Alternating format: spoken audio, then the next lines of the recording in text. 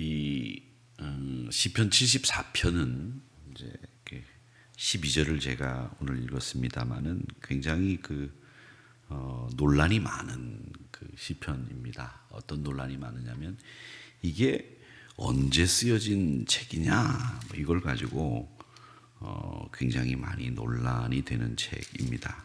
이제 이스라엘 백성들에게 가장 큰 어려움이 있었던 때가 3번 정도 있었죠. 한 번이 이제 요셉을 따라 애굽을 갔지만 노예가 돼가지고 그 노예 생활을 하던 그때가 한 번 큰 위기였고, 또 한 번은 이스라엘 백성들이 바벨론에게 멸망당해가지고 완전히 바벨론으로 끌려가고 나라가 없어진 때가 한 번 있었고, 또 한 번이 언제냐면 이스라엘 백성들이 이제 신구약 중간기, 그러니까 구약이 끝나고 신약이 시작되기 전 그 사이에 이 안티오코스 4세라는 사람이 있었는데, 이 사람이 시리아 지역의 왕이었는데, 시리아 팔레스타인 지역의 왕이었는데, 이 친구가 로마하고 전쟁을 했어요. 로마하고 전쟁을 했으니까 로마로부터 이길 수 있겠습니까? 못 이겼죠. 그래서 전쟁에 빚을 졌습니다. 그 빚을 굉장히 많이 졌기 때문에 이 빚을 갚아야 되는데 빚을 갚을 방법이 없잖아요. 그래서 예루살렘 성전에 있는 기물이란 기물은 다 수탈하고, 또 이스라엘 백성들에게 세금을 중과하고, 성전을 우상성 신전으로 만들어 버렸어요. 그러는 바람에 마카비라고 하는 제사장을 중심으로 봉기를 일으킵니다. 그렇게 봉기를 일으켜서 나라를 찾기는 해요. 그런데 그 봉기를 일으킨 왕조가 또 스스로 무너져 버려요. 근데 그게 사실은 성경책에 기록되어 있어야 될 아주 중요한 사건인데, 이게 신약과 중간 사이에 있었던 이야기라 성경에 기록되어 있지 않고, 공동번역 성경에 보면 마카비서라고 해서 그때 당시의 일들이 기록되어 있는 말씀들이 있습니다. 근데 그 마카비서라고 하는 책을 보면 이 74편 내용하고 쓴 단어들이 거의 똑같아요. 74편의 내용과. 그래서 이 마카비서의 내용이 이 74편의 내용과 왜 똑같으냐. 그러니까 이 74편은 마카비 봉기 때 성전이 우상신전이 되고, 또 그때 이스라엘 사람들이 돼지머리 앞에 절하는 이런 상황에서 쓰여졌을 것이다, 이렇게 추정을 하는 사람들은 끝까지 그 고집을 버리지 않습니다. 8절에 보면 하나님의 모든 회당을 불살랐나이다, 이런 말씀이 나옵니다. 이 회당을 불살랐다라는 말이 이 마카비 때에 시리아 안티오코스 4세가 그 성전을 우상신전으로 만든 사건을 빗대서 말하는 거다, 이렇게 얘기를 합니다. 또 그러나 한편 다른 사람들은 뭐라고 얘기하느냐면 이 74편을 아니다, 무슨 소리냐, 그런 소리가 아니라 이건 이스라엘 백성들이 가장 고난을 많이 받았던, 뭐니 해도 바벨론 포로 때 바벨론에 쳐들어와서 우상 숭배를 할 수 있는 거건 뭐건 간에 하여튼 몽땅 예루살렘을 다 불살라버리고 이스라엘 백성들을 끌어갔을 때 그때의 얘기다, 이렇게 이야기를 한 학자들이 있습니다. 그 사람들도 역시 이 8절을 근거로 해서 그렇게 얘기를 하는데, 이 사람들이 서로 의견을 굽히지 않는 정도로 그렇게 팽팽합니다. 왜? 마카비서에 나오는 내용이 이 74편의 내용과 똑같기 때문에 그렇죠. 또 74편의 내용을 보면 이 바벨론 포로로 끌려갔을 때 그 사건과 똑같은 내용들이 많이 나오는 거죠. 예를 들자면 여기 14절에 리워 야단이라고 하는 게 나오는데, 이 리워 야단은 물에 사는 아주 흉측하고 큰 동물을 이 리워 야단이라고 합니다. 근데 이 리워 야단은 이스라엘 백성들에게는 누구를 가리키느냐면 바벨론을 가리키는 말이었습니다. 그리고 이스라엘 사람들은 물이라고 하는 곳은 원수들이 사는 곳, 바다는 원수와 마귀가 사는 곳이 물입니다. 바다입니다. 그래서 물과 바다는 우리가 성령을 의미하고 물은 우리에게 생명을 의미할 때도 있지만, 신약에 와서 물이 생명을 의미하지, 구약에서는 물, 바다, 물에서 사는 거 이건 다 나쁜 것으로 치부를 했었는데 이 14절의 리워야다는 물에 사는 끔찍하고 무지무지하게 큰 힘이 센 악한 동물을 가리키는 수생동물, 물에서 사는 동물인데 이 리워야단이 바벨론을 가리켰다라고 하는 거죠. 어쨌든 이 내용을 보시면 제가 이 설명을 해드리는 이유는 이 74편은 하나님 앞에 탄원하는 겁니다. 그런데 이게 한 사람이 탄원하는 게 아니라 이스라엘 백성들 전체가 하나님 우리를 도와주세요. 하나님 우리를 건져주세요. 이런 말씀을 하는 내용이 이 74편의 내용입니다. 그래서 이 74편의 내용은 공동체가 하나님 앞에 힘을 앞에서 목소리를 앞에서 마음을 앞에서 탄원하는 그 내용이 74편의 내용이다. 이렇게 이야기를 합니다. 그래서 이 74편은 예전에 여러분 기억하실런지 모르겠지만 유신헌법 당시에 그 민주운동을 하던 진보 인사들, 기독교 진보 인사들 중에 대표적인 분이 뭐 함석헌 씨, 문익환 씨 이런 분들이 계시죠. 이제 그분들이 이 탄원할 때 가장 많이 인용했던 시편이 74편의 내용입니다. 그래서 이 74편은 굉장히 의미 있는 그런 시편인데 오늘 이 말씀은 여러분들에게 말씀드린 것처럼 그런 상황에서 어쨌든 그런 어렵고 힘든 상황에서 하나님이 우리의 왕이십니다. 이렇게 외치는 말씀입니다. 그래서 시작이 하나님은 우리의 왕이십니다. 라고 시작하죠. 12절 보면 예로부터 나의 왕이시라. 사람에게 구원을 베푸셨습니다. 이렇게 이야기를 하면서 하나님을 조롱하는 저들을 하나님이 왕되심을 거부하는 저들을 멸해 주십시오. 이렇게 탄원하는 내용의 이야기가 오늘 이 시편 74편 12절에서부터 23절의 내용이다라고 하는 겁니다. 여러분, 우리가 어려움 당하고 힘든 일 있을 때, 고난 당할 때 우리 하나님이 왕이시지 얼마나 큰 위로가 되겠습니까? 우리 하나님이 모든 것을 다 주관하시고 하나님은 결국 우리에게 좋은 것으로 채워주실 거야. 이렇게 마음을 먹게 되면 얼마나 힘이 됩니까? 지금 시편 기자는 바로 그걸 얘기를 하고 있는 겁니다. 우리의 소망은 하나님밖에 없습니다. 하나님이 우리의 희망입니다. 그 얘기를 하고 있는 겁니다. 데살로니가 후서 2장 16절의 말씀에도 보면 이런 말씀이 있습니다. 그리스도 예수와 우리를 사랑하시고 영원한 위로와 좋은 소망을 은혜로 주신 하나님 우리 아버지, 이런 말씀이 있습니다.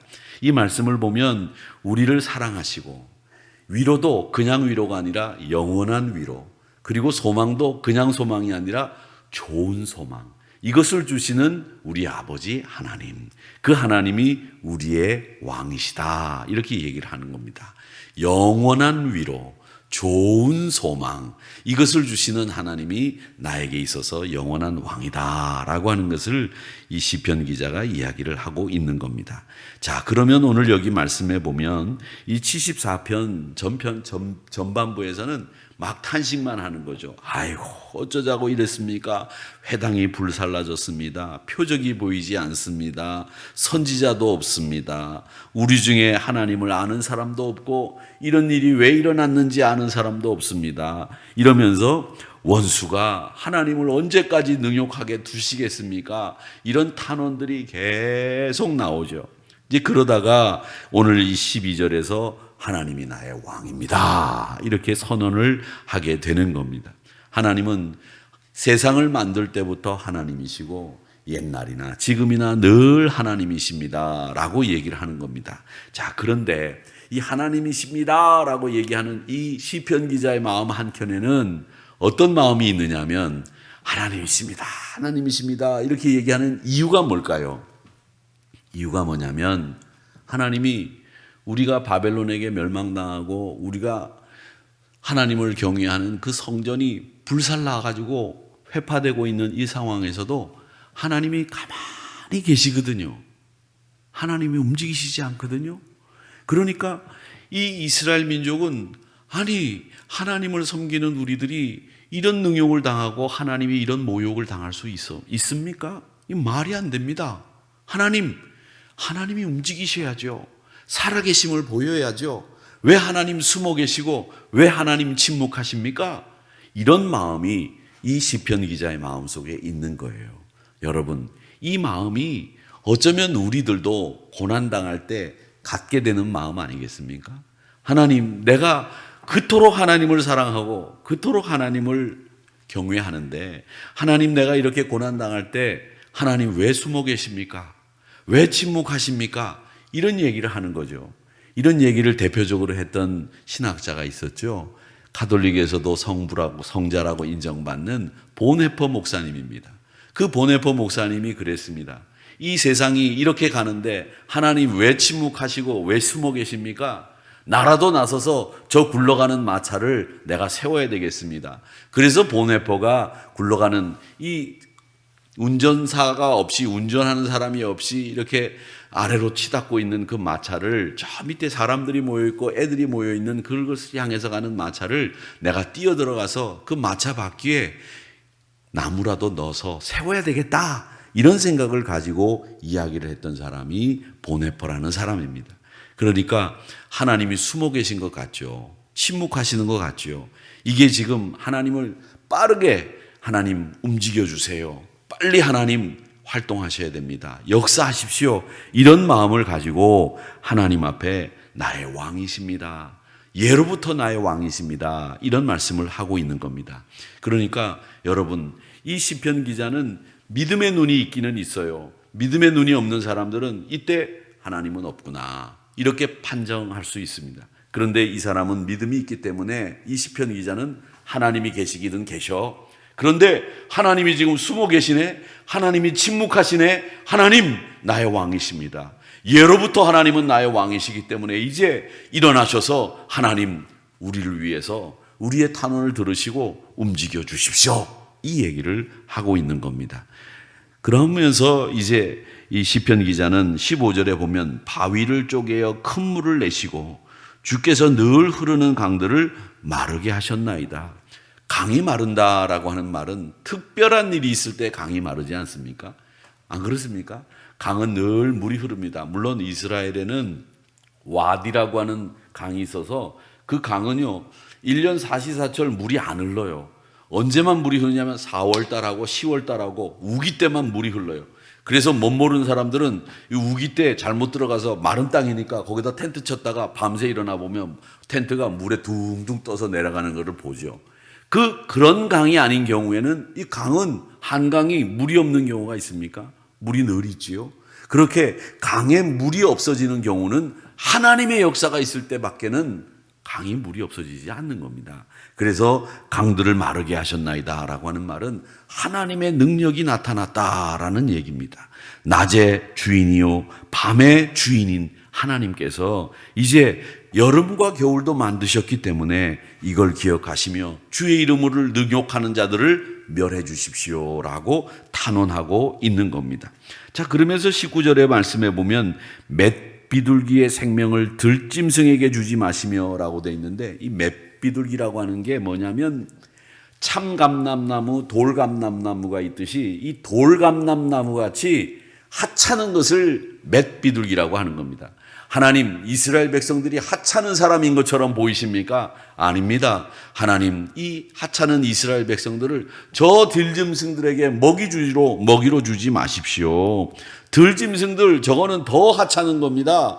이제 이렇게 얘기를 하면서 하나님 앞에 우리의 어려운 사정을 이야기하면서 구원해 달라고, 물이 없는 곳에 물을 내시고 길이 없는 곳에 길을 내시는 하나님을 기대하면서 기도하고 있는 내용입니다. 자, 그러면서 22절에 보면 이렇게 얘기합니다. 하나님이여 일어나라고 하지요. 주의 원통함을 푸시고 우매한 자가 종일 주를 비방하는 것을 기억하셔서 그것을 풀어주시기를 바랍니다. 이렇게 이야기할 수 있었던 시인은 뭐를 분명히 알았느냐? 하나님은 지금 우리가 비방당하고 주의 이름이 능욕을 당하지만 궁극적인 승리가 하나님에게 있다는 것을 분명히 알았기 때문에 이 세상을 창조하신 하나님, 낮과 밤의 주인이신 하나님, 여름과 겨울을 만드신 하나님께서 이 원수들을 이기시고 하나님께서 모든 것을 회복하실 날이 곧 올 것이다 라는 믿음이 그들 가운데 있었다 라고 하는 겁니다. 사랑하는 성도 여러분, 나의 왕이시고 구원자이시며 창조주이신 하나님께서 여러분을 늘 구원해 주시고 늘 사랑으로 인도해 주시는, 버리지 아니하시는 하나님, 그 하나님의 역사를 기억하시기를 바랍니다. 제가 어저께 시편 9편의 말씀을 읽어드렸죠. 설교 시간에 버리지 않고 포기하지 않는 하나님, 그 하나님이 우리를 늘 저 곁에 두시고 항상 하나님의 사랑으로 우리를 품어주신다는 것을 잊지 마시기를 바랍니다.